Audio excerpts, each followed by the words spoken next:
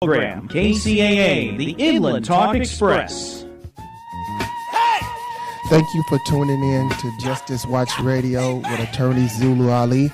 I am Michael Bilal Clark, along with the Justice Watch crew, Rosa Nunez, as well as Dr. Aquil Basheer. This week, like every other week, we will be discussing critical topics that confront our community. We would like to also continue on where we left off from the previous weeks on inner city violence, as well as kind of broaden our topic to, just violence in general across the country, that we have been seeing a somewhat of growing epidemic of this violence going on. And one of the things that, like I said, we want to continue on is some of the inner city violence that we continue to see. And we want to focus on the book by Dr. Aquil Basheer, Peace in the Hood, working with gang members to end violence. And it is a very good reading for anyone who wants to deal with some of the violence that we're confronted with in our inner city communities, as well as abroad, because I think it's universal in terms of how to deal with violence. While going through the book, I kind of reflect back on, the early years of gang violence, especially back coming up in the 80s. There was a high violent rate. There was the murder rate was, just off the chain back in the 80s. And I'm looking at it then and then looking at it now. And, one of the questions that I wanted to pose to you coming on into this was whether or not there's been any type of change in terms of gang violence from the 80s on here. As well as, I was reading one of the chapters in a book that talked about as far as individuals being able to get out of the gangs once they're into the gang. And I don't know whether or not there's a difference in terms of culture, in terms of the Hispanic gangs and the black gangs, whether it's easier for someone to get out of the gangs, culturally, if you can understand what I mean by that. Mm-hmm. But those are the things that I wanted to raise, while reading the book. I wanted to see whether or not there has been a change in the violence from the 80s up until now, as well as individuals that might be listening and that might want to get out of the gang. Mm-hmm. Is there a way to get out, Well, good questions, Bilal. In reference to gangs in general, I really want to be clear. The book was not written to deal with just gangs. Mm-hmm. When the book was written, we had a plethora of gang activity and people not knowing what to do. We had researchers and academicians writing thesis, etc., but no subject matter expertise on the ground. So the book was written to deal first and foremost with the onslaught of gang violence, but then to broaden itself into the larger component of comprehensive community violence. Mm-hmm. And this is what we really wanted to concentrate on while dealing with the gang violence, which so affects most marginalized communities. As I said last week, the root cause of gang violence is not individuals wanting to be in gangs. They're usually situations and circumstances that perpetuate stepping into that Pacific lifestyle. So clearly, and we can talk about how that dynamic came into fruition, my goal was to create comprehensive roadmaps and strategies to deal with all components of violence, person-to-person violence, societal violence, gang violence, municipal police violence, etc. Only dealing with gang violence, and you heard me say this 1,000 times, is just putting a Band-Aid on one component. Mm-hmm. But in terms of gang violence, to answer your secondary question, yes, there has been a major shift in gang violence from the 80s to now. Municipalities, have taken extreme measures to try to redirect. I won't say quail, I would say redirect. One of the most powerful tools that is being utilized across the nation is gentrification. And what gentrification is actually doing is going into marginalized communities and not coming in with the concept, or the original concept of what gentrification was. Originally, the concept was to restore and rebuild these communities, bring additional resources to bring them up up to a level of functionality, but it's not doing that. What this gentrification is doing is actually displacing those residents that have normally been there, then creating a higher wage, a livable wage in that given area where people are going to have a higher livable wage because they raise up the property values, they raise up just the quality or the cost of living in the area, and then those people are not able to move back. What that does to the gang member is moves him or her out of that area, but what the consequence is displaces them to another area, and time again, areas that have not had gang violence end up having gang violence because of this spread. Exactly. Then the gang members themselves, they have gotten more professional. They're not on the ground doing what they used to do. This is what people don't understand. People that employ violence, they will mature, they will flex, they will change based on the nature of how violence is being dealt with.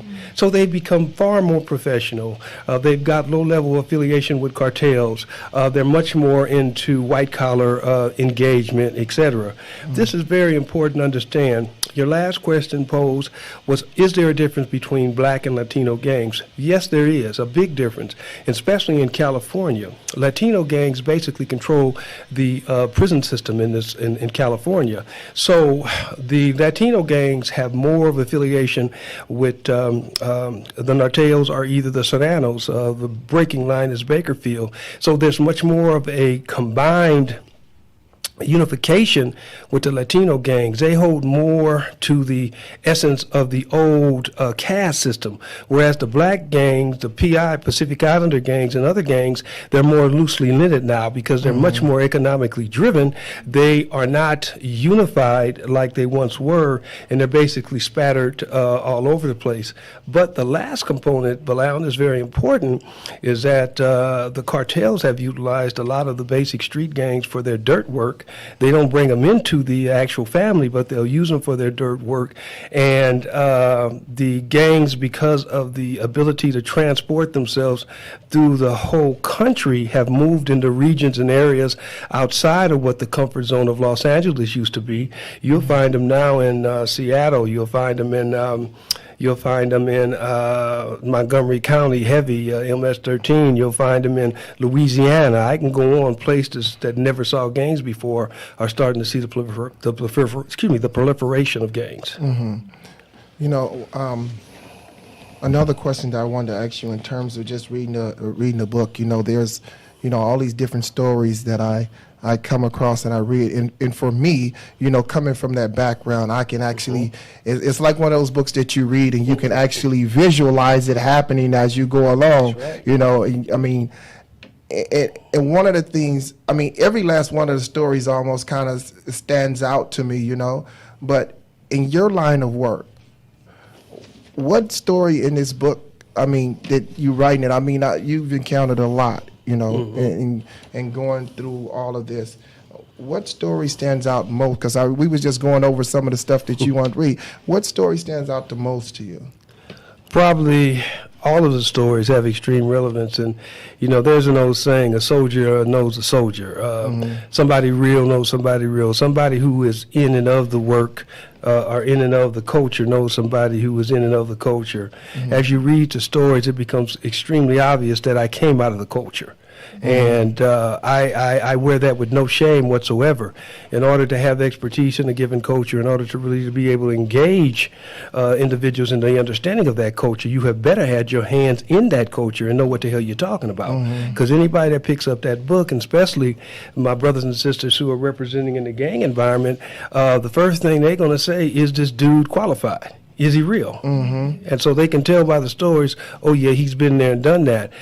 Probably if I was to pick one, which is very hard to do, it would be the introduction. It would be rock. And the reason it would be rock is because rock, and the reason why the introductory chapter is so long, because it basically deals with every component of comprehensive community intervention within that story. Every aspect, peace negotiation, communication, license to operate. I can go on and on and on. It's all entailed in that introduction. And when I was reading, I think there was a breakdown in it where where I think I came across a point where it was like someone wasn't qualified to operate. And so that broke down the talk because the person wasn't qualified to make those type of decisions. And so the talks broke down and you had to start all the way back over again, you know? Yeah, and somebody almost got popped because a homie pulled out a little 4.5 and he was ready to pop some caps on some people. And it also shows, and you know, so many people who have the expertise, they run around here as if they know all the answers, etc. And it really perturbs me because none of us have that capability, especially dealing with the concept of violence. But what that one story, Bilal showed my flaws also. My team was not on it. We allowed that gun to get in there. We were in a peace mediation. Should not have ever happened. So what we had to do at that point, Rosa, was go back and debrief, which came up with the concept of debriefing in all of our trainings. We debrief every situation. Was that the best thing we could have did? What do we need to do in the future, et cetera? We all could have been basically terminated up in that place because of one breach of security, which never happened again. Exactly. Yeah. And you know, I wanted to take this time, and I know we probably never done this on a show, but we just talked about it, whether or not Rosa can read like something from the book and maybe give, you know, and you kind of, you know, chime in on it and give us some, you know, some feedback on what it is that she's reading to us, you know. I mean, because I know you didn't live this, so. Well, I think we'll start off with Rosa reading Hollow Point. And then we'll talk about it. All right. All right, here we go. Hollow Point got his nickname because he packed a 9mm with a 10-shot clip loaded with illegal bullets, and he didn't hesitate to use them. He was a shooter. I was breaking bread with Point one evening, and we got to talking about his life. Where you going from here, young brother? What you gonna do when you get to my age? What about family, children, a wife? I asked him. Man, I ain't gonna never have that type of life. That ain't for me. I done put too many rifles in the ground. I know when my time come, I'm gonna be blasting. Nah, Point, you ain't got to get out like that, I said. There's ways out of life. A lot of us have done it, but it ain't easy. It doesn't come without bruises. Brother Aquil, when you and your people were out there, that was a different time. All I can hope for is to be idolized, have my name remembered for standing up and not punking out for anyone or anything. In all honesty, that's the way I want it. I get everything I want out of this life. Bitches, dope, money, rep. Man, there ain't no more to life than that. Wow. Wow. Wow, you know, wow. That story sounds typical when you run into some of the, you know, the cast is, you know, that's hard, you know, and trying to give them the feedback that there is a way out. But man, I'm gonna let you chime in because that's firsthand experience here. Well, there was so much in that one little small story. The first thing you look at is the engagement.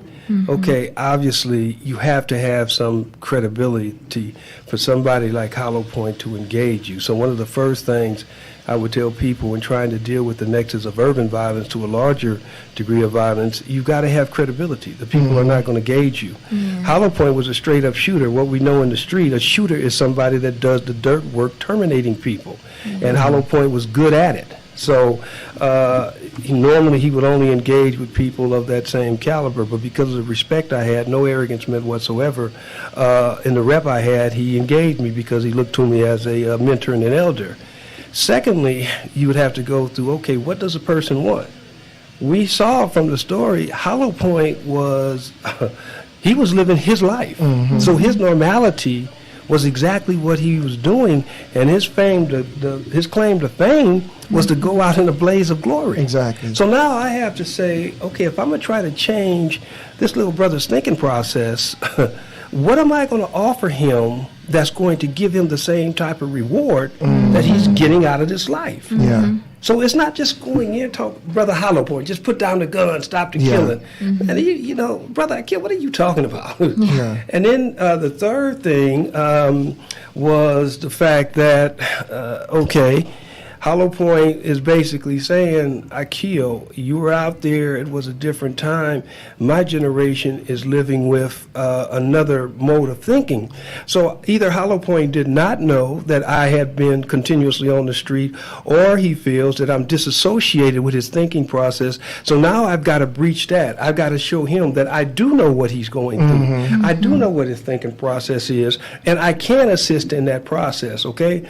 Lastly, you can see just from the engagement, this is going to be a long-term engagement. Yeah. This is not going to be no 1 or 2 or 3 sit down with Hollow Point, and then we're going to have him going another path. Yeah. I might not even convince him to turn, but if I can't convince him to turn, what are my options? Can I reduce him doing damage to the neighborhood, to the community? Is it something I can provide to the table to where he will not be as explosive as he would be if there was no boundaries put in place? Yeah. So now all of this is strategy that you've got to think out, plan, etc. And there's going to be some hits and misses in that process. The one thing we would like to do is try to redirect him before he does any more major damage, and I don't know if that's a possibility.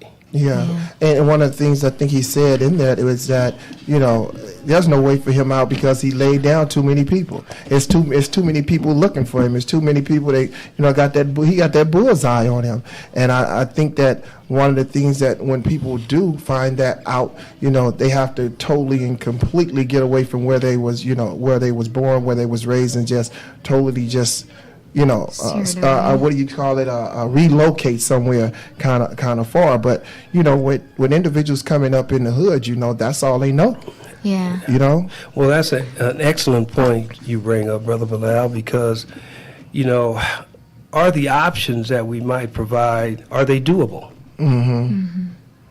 To move somebody out of a venue, put them in another geographical area, and then keep some resiliency around them where they have some type of buffer where they can't be found out, brother, that's monumental. It takes money, it takes effort, and normally you're not going to be infused with those type of capabilities, so you look at the next option. You got to have more than one option going in, and at the same time, you've got to engage, because if Hollow Point has this target, as you so well said, on his back, which he does, okay, your involvement with Hollow Point might put that same target on your back.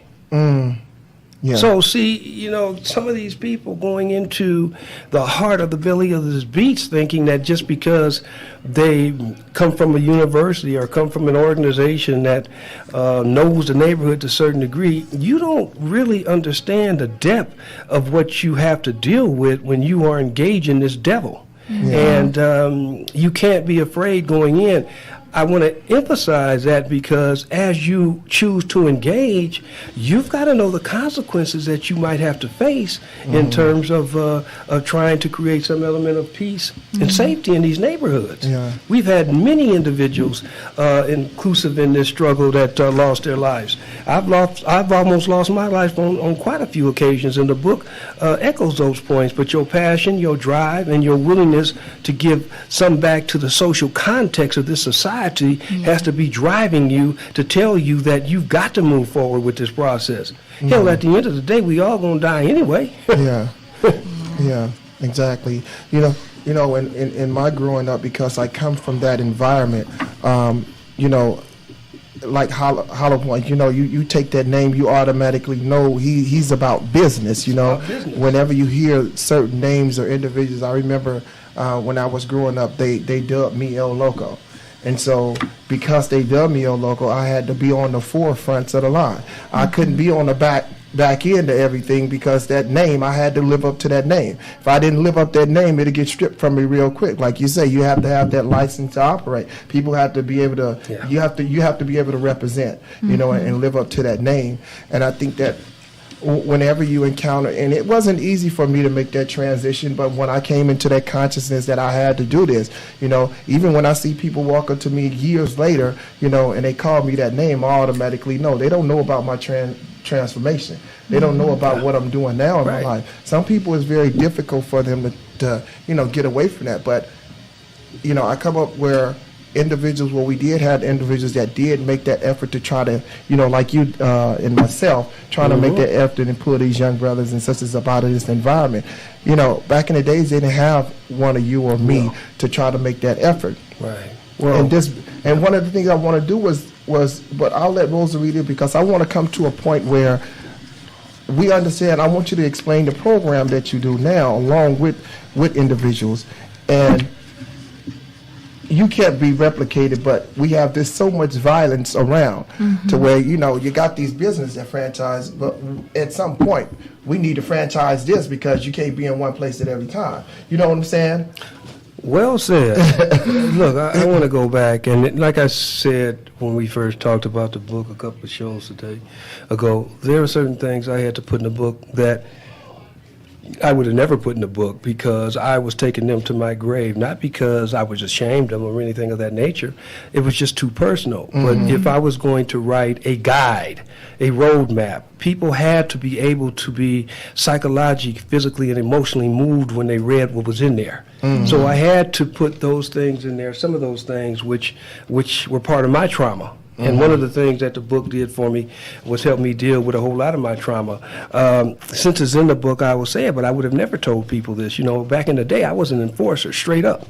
I was known. Everybody knew my discipline. They knew if you came across Brother Aquil, you better be ready to deal because he is going to enforce whatever the code rule or was that was prevalent at that time, and I did that well. And even as I went into the social organizations, I carried that banner with me through the party, through the nation. I was an enforcer across the board.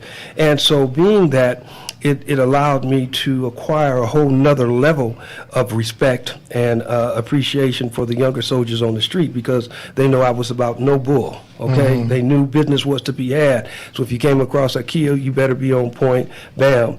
And with that being said, I had a higher level of discipline. I had a higher level of structure and operation. And a lot of the younger soldiers adhered to that because they were looking for that generalship. So I was able to turn that into some very constructive components in dealing with them because I didn't have to go after so many of them because they came after me.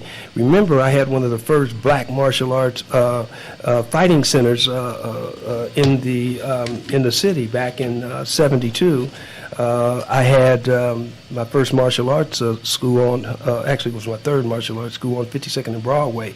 So a lot of the individuals from the different sets were there. We had the Malcolm X Center down the street. We had the First Orthodox Mosque, Zayd's on Vernon at the time.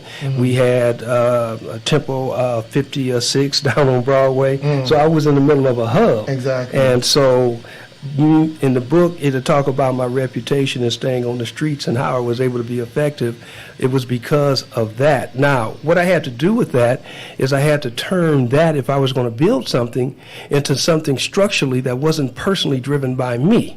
What I mean by that is time and time again, the individual have that connect with the people. He's able to turn, she's able to redirect, but at the end of the day, if that's all it is, what happens when that individual is removed from the process, dies, or decides to go a different way? Getting to the second part of your question, Brother Bilal, that's where we had to start professionalizing and creating systems. We had to start building strategies that were going to be able to transpose ourselves. So what we had to do now is say, okay, what are we being effective and how are we being effective? Okay, we understand credibility, we understand personality. So if somebody was to step in and try to do the same degree of work, what would be the essential tools that they would need to be effective? Maybe not having the same level of credibility that I had, but what could be brought to the table that they can supersede what I built? And that's where the process of creating system-driven practices and protocols became so essential. So that's why we developed the Training Institute, and a lot of that came from my engagement in the martial arts where we learned strategies and structures, but the book end result was to create a whole complexity of situations and then build out how you would deal with those situations with a process. You notice after each chapter, what we read on Pigtail. Rosa's going to read Pigtail, I know. Yeah. Each of these things represent the actual story which gave you the feat or the situation. Now we went in reverse and say, okay, if this situation was to happen again, what would be the steps that would be needed to take to redirect Hollow Point, Pigtail, Lou in a different direction? Got you. That was the concept. Oh, okay. Got you. Wow. Okay, on that, Rosa, Well, here we have the story of Pigtail. So it says, Pigtail got her name from her hairstyle. She combed her hair into 2 balls on the side of her head, kind of like Mickey Mouse ears. She was a small 15-year-old who made up for her lack of height with a firecracker personality. Responding to people with aggression and violence. I had grown up with her father, Slim. We'd gone through some hell in the streets together.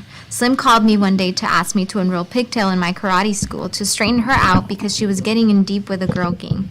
I'm afraid if I don't step in, she's going to end up locked up or dead, or I'm going to end up eliminating some people, he said. When I saw Pigtail arrive at class with Slim, she was hanging out of her car talking smack to people walking by, her usual self.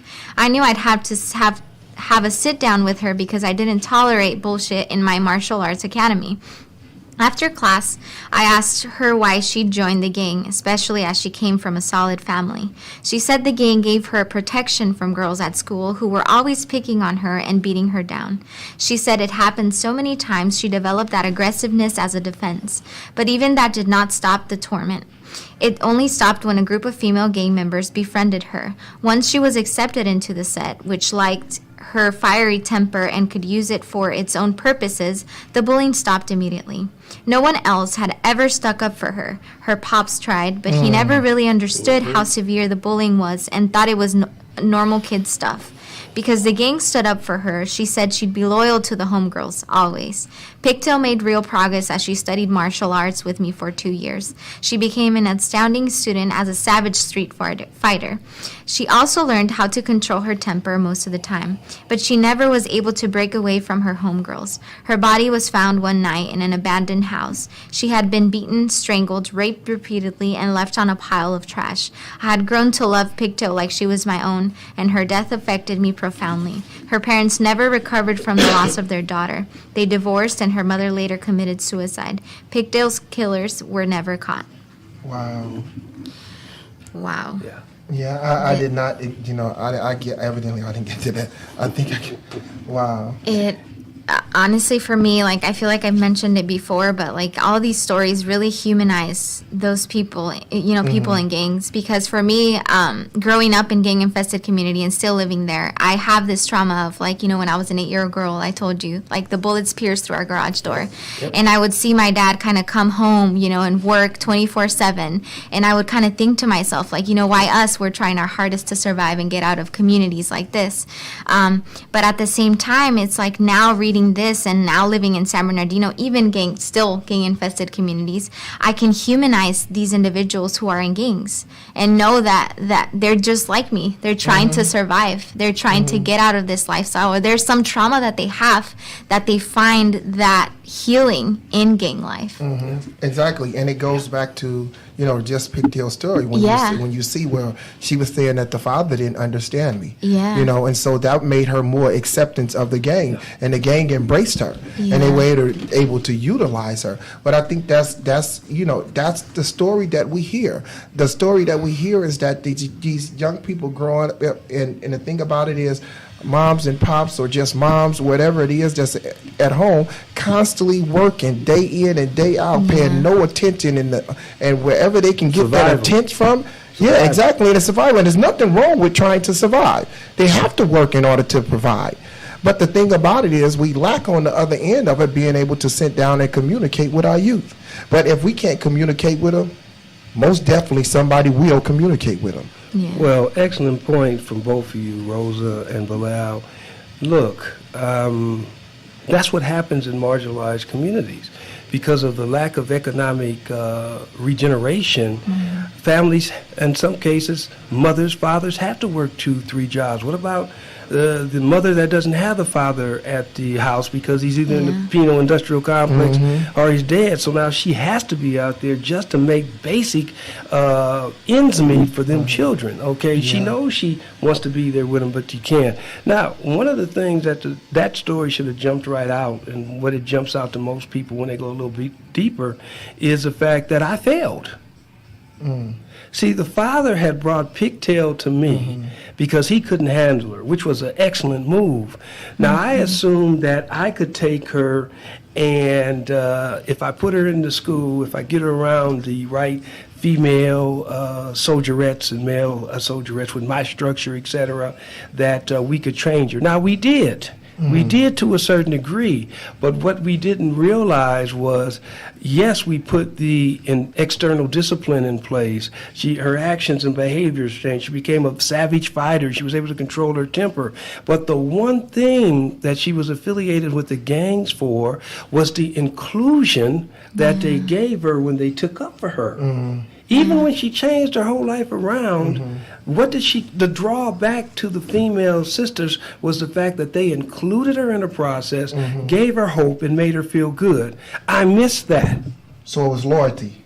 It was loyalty, but it was loyalty based on the fact that they gave her wholeness. And regardless, now most people would say, well, those were gang members, blah, blah, blah, blah. Yeah, but her normality were those gang members. They were the only ones that assisted her to get some level of greatness in her, for her to feel hope, etc. And me coming out of the culture, I missed that because the externals was, I saw her discipline go up, she was structured, she was doing good. And so coming back full circle, what I had to do now is look at that whole situation and say, wow, where did I drop the ball? But the other thing that the story tells you is what? Not only did Pigtail lose her life, her mother committed suicide and her father went astray. So the whole family was destroyed in the process because we couldn't get to the root cause of what was causing the violence in the first place. It wasn't her being in the gang. It was the fact that it was a lack of inclusion. She was bullied in the process. She didn't feel hope. Her father was not able to get to her, so she didn't have an external reach out. There were so many components that were missed that had to be brought to the table. Wow. Yeah. And I think we have a caller on the line. Yes, Hey. I'm calling in because I just see you guys talking about Hollow Point and Pigtail. I knew a lot of Hollow Point. Knew a lot of Pigtail. Once my father was killed March 25th, 1972. So we didn't call ourselves gangs. We called ourselves factions. We controlled a lot of drug trafficking.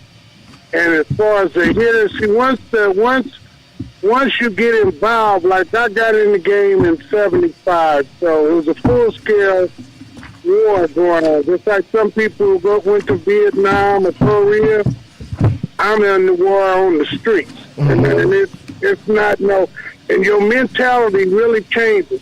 Like, I really haven't been out of the game since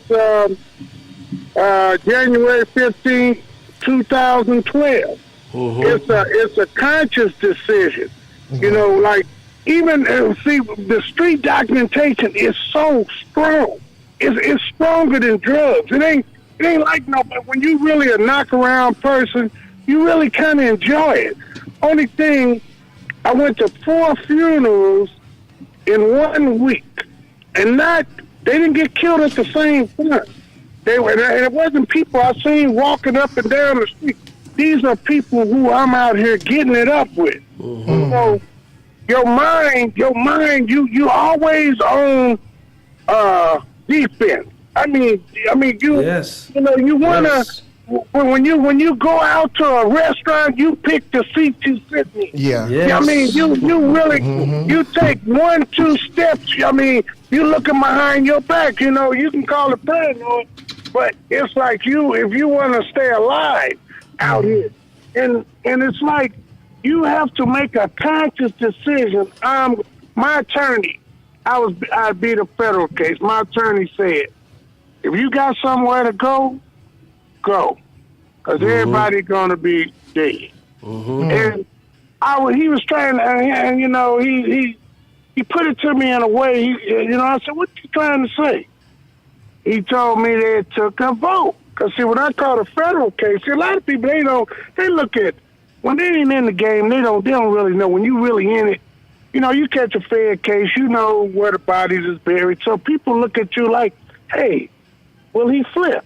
Mm-hmm. Your life is in danger, partner. You might think, "Oh, these guys love you and everything." Okay, they'll blow your brains out. They take a vote.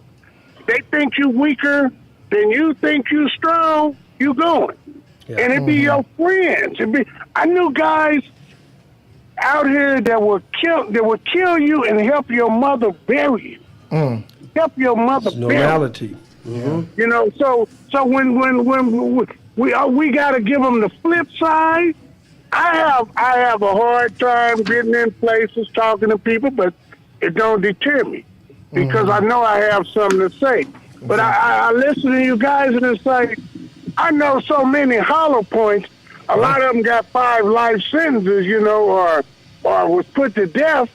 But I know some girls, fine, beautiful. You have to watch them before, because they'll smoke you quicker than hollow point. Yes, they will. You know. So anyway, you know, I know you guys are doing a great job. Y'all, you guys, and the main thing, you guys really trying. Yes, sir. But, you know, we got to get more people that really want to try, you know, to turn it around. Because, see, I'm not really mad at these white people out here taking care of their own. We the ones got to, if we going to solve our problem, we got to do it ourselves. You know, ain't nobody coming out of the sky. You know, they put it on the church and all that. The churches ain't doing nothing for the community. You know, which they should be. Yeah. They getting the money, but they ain't doing what they should do. We the only ones that can get our own self out of this hole. The only ones that are going to save us from us is us. Exactly. That's right, 100%. You know, I appreciate you guys taking my call. I know you guys y'all really trying to turn this thing around. We just need more of you guys. And we need brothers like you too. And appreciate your voice. There's a big difference between elders and olders. Elders is out here trying to put it in. You mentioned a minute ago that we need to reach out and do, and there needs to be more. That's why one of the reasons why Brother Ali put this show together, which we salute him for, to try to get that voice out there, to try to get more on board. We need more people, you know, who are committed to that. We're going to have Rosa read one more story, and then we're going to transpose this into a larger community violence. Yeah. And we have Zulu Ali on the line. Who? Attorney Zulu Ali. Brother Ali. Good morning, Justice Watch crew. Good morning. Good morning. We missed you, brother. Good morning. We missed you, brother. Yeah, it's about almost 2:00 in the morning here, man. Here Oh my gosh. Yes, sir. in the Netherlands, and as you guys know, I'm been admitted to the International Criminal Court, so we're trying to get some things established over here, and so. You know, been a little bit busy trying to enjoy myself a little bit, but I did get an opportunity to hear it, and you guys are definitely holding it down today. Just a reflection of yourself. Exactly. That's all. Yeah, and it's an outstanding discussion, and obviously I'm really excited about the fact that we're digging deeper into your book, because your book itself could be a show, because it's so informative, and it gives a lot of information. Yeah. You know, both to individuals who are involved, as well as obviously a lot of individuals who really don't understand the culture and actually what, individuals are going through. Mm-hmm. And, to hear yourself and Bilal talk about, the reality of really what's going on inside of the culture, I mean, is really powerful, and it's enlightening, and I think it's the type of education that we actually need, because it really goes to the point that we're really living in 2 different and maybe 3 different Americas, as far as really what's going on as far as individuals' reality and what they have to deal with, on these streets. Mm-hmm. And the fact that, unfortunately, it takes individuals like yourself and Bilal, who are actually on the street working with these individuals, to really get out here and actually deal with, the crisis and kind of understanding really what's going on, because clearly, unfortunately, and we spoke about this before, that we should not have to deal with it like it's a problem within our community. It should be a problem that actually could be dealt with, and from a broader perspective, we're left out here trying to do these things, on our own. I think that if we had seen this as an American problem, then obviously America could obviously get involved and actually, try to do something about it. However, we do know that there's been a history from the very beginning of concerted efforts to make sure that individuals who are in these particular communities and in these conditions, that that they can't get out of them. I mean, a lot of it is construct. In other words, there is no, I think that a lot of times our communities are often compared to other communities that have been able to be, successful. However, in comparison, which is unfair, because in comparison to the Native American community and other indigenous communities and the African American community, we haven't, there's always been a government effort to make sure that we are put in these conditions.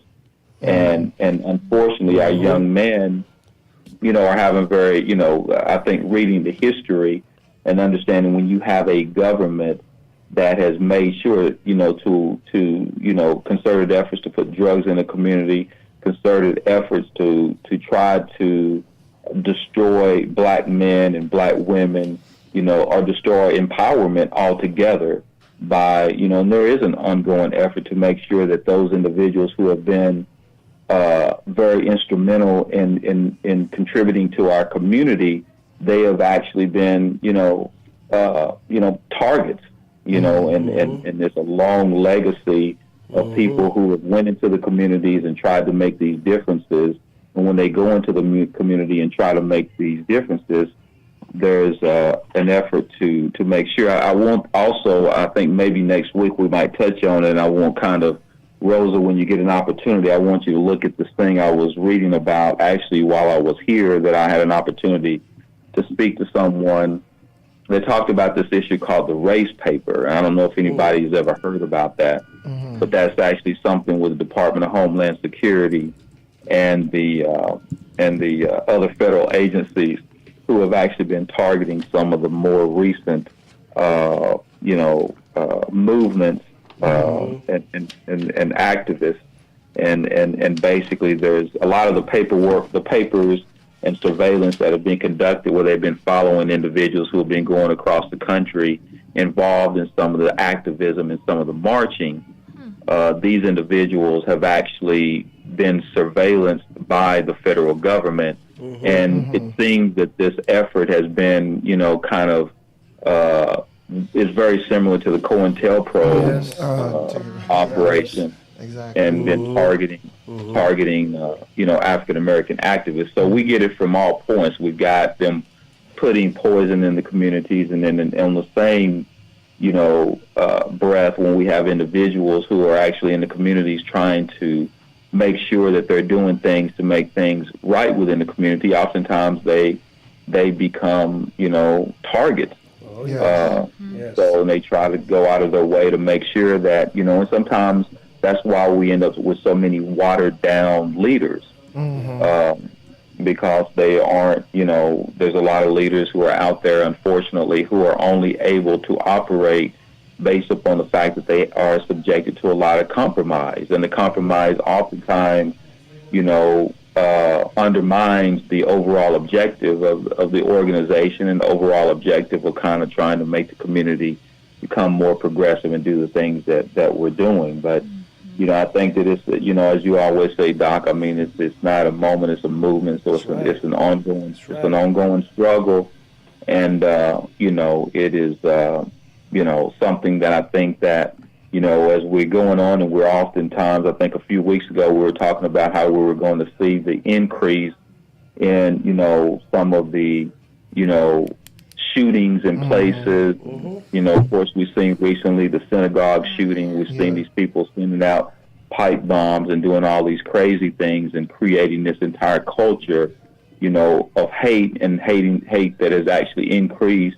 And when you clearly have someone in 2018, we've elected a leader and have a country that basically is allowing him to go and create this type of environment and the type of things and the type of things that you're seeing that you would not expect to see at this point in our lifetime. We thought we were progressing, and he's taken us back decades. Exactly. You know, as far as the way that he's dealing with things, and you know, it's terrible. But you know, unfortunately, sometimes things happen for a reason, and we know that basically, you know, it's been exposed, so we know what we're dealing with. Yeah. But again, I mean, I'm not going to hold you guys, and I'm going to let you guys get back to your conversation because I'm actually enjoying it, even though it's really early. And my time clock is still with you, so I can't really go to sleep after listening to what I've been listening to. Brother Zulu. Good words, Ali. Excuse me. Excuse me. Let me tell you something. The race papers, they've been around for a while. They've been around for a while. They got formed like with the hip hop police. What they're doing, they honestly hire guys in the hood. They're working for like the FBI, and what they're doing, they know everything that you. Just like Brother Zulu's stop and frisk. I wouldn't be surprised if they surveilling him because they've been around. It's been over 15 years. They've been doing that. Yeah. Whenever they started the hip hop cops, they started them.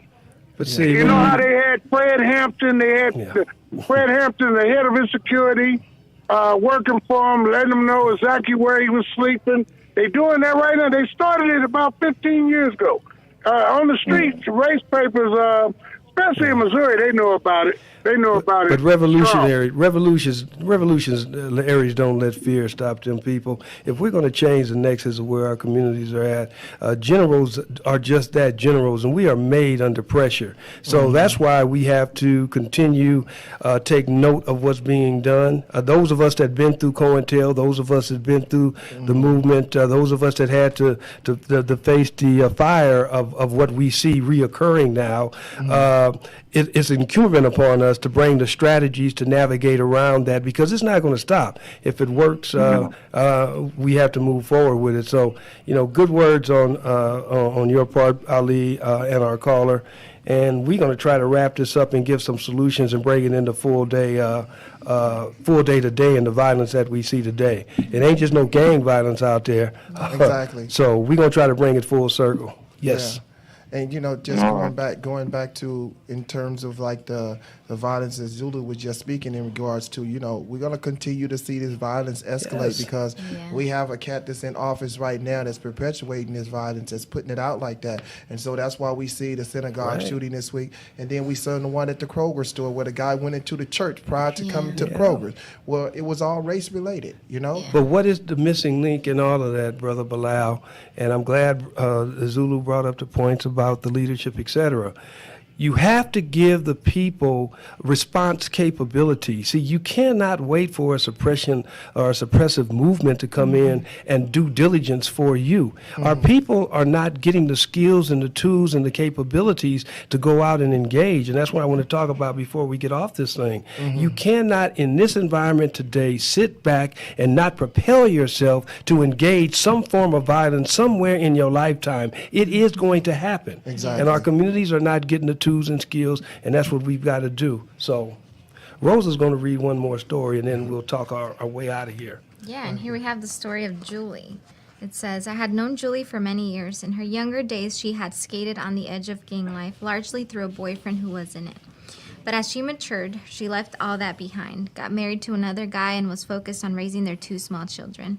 Then that old boyfriend resurfaced. He had never accepted the fact that Julie had left him. He used to say that she belonged to him and would always. After going along with that for years, Julie finally packed up and left. She didn't see him again until he re-entered her life with a vengeance. In a fit of jealousy-driven revenge, he murdered her husband and 6-year-old daughter, strangling them as well as torturing her husband. Julie had seen the horrific display of their bodies in their home before she called me, sobbing.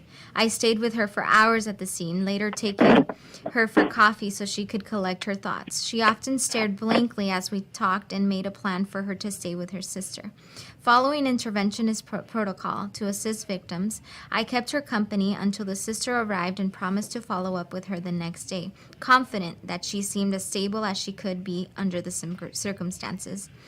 One of the toughest parts of the interventionist job is seeing the victim's family at the most painful point of loss, usually either at the crime scene or at the hospital.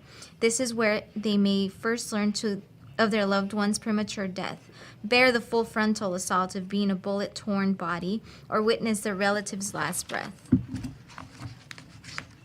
Sometimes it may not be a death, but a catastrophic injury that can leave family members struggling to grapple with the prospect of giving lifetime care. The expression of anguish and agony can be overwhelming. In my opinion, this is what takes an emotional toll on the interventionist more than the actual violence. Now, if you went through the end of that story, what Julie ended up doing was killing herself and the last daughter that she had.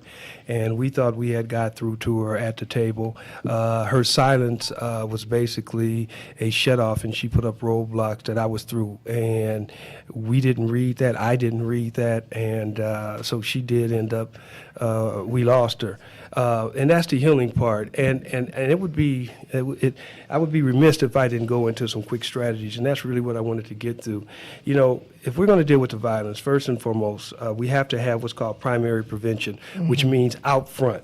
This is where we have to have strategies for the entire community to be safe and to strive. The objective in being out front is to stop violence before it occurs. That's comprehensive prevention. That's unfortunately where most municipalities stop. Then once we do that, we have to move over to principal intervention. And what principal intervention is basically where we are in the moment. Once everything is going on, we've got to get in there, intervene, and try to navigate. It supersedes, it surpasses prevention, because prevention, for whatever reason, didn't work, or we stepped into that violent situation while it was ongoing. The objective is to intervene at the first sign of risk, counter effectively when violence occurs. Lastly, if we're able to do that, we come to our last point, which is tertiary engagement, which basically means recovery. Julie needed a state of recovery, and it was certain components that should have been brought to the table, but we didn't have the time. She took her life, and she had gave up too quickly. The objective is to repair and restore. We got to repair and restore our youth, our families, and communities affected by the violence, whether it's gang violence, person-to-person violence, etc. So out front, in the moment, and recovery. That is our overall larger strategy. Then we got to get more specific. We got to come in there and say, well, okay, what are the tools we've got to have?